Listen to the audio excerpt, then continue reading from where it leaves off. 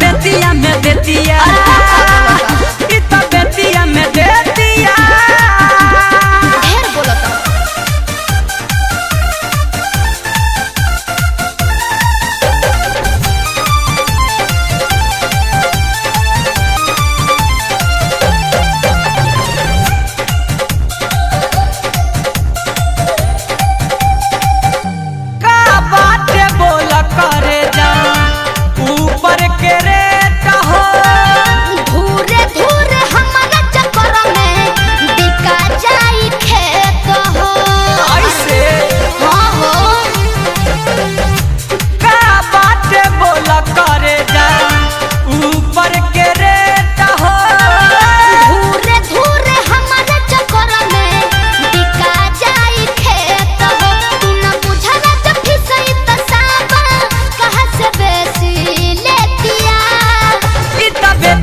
बेतिया इतना बेतिया में देतिया, धन बेतिया में देतिया।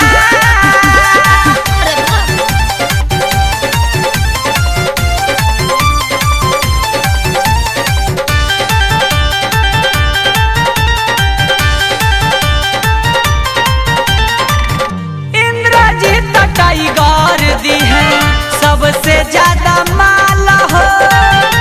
चंदन चंचल का है गोली नहीं दाल हो, बुझ गइलो।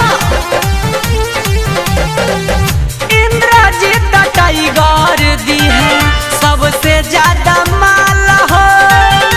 चंदन चंचल तो है गोली नहीं दाल हो, नहीं पतली रतई है वादा शिल्पियों पूसे किया। इतना बेतिया में देतिया, बेतिया में देतिया, धन बेतिया में देतिया।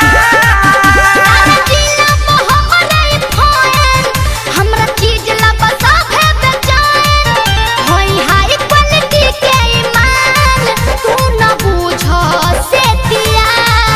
इतना बेतिया में देतिया, बेतिया में देतिया, इतना बेतिया में देतिया। अरे भाग, हम तो बंगाल में न देते हैं।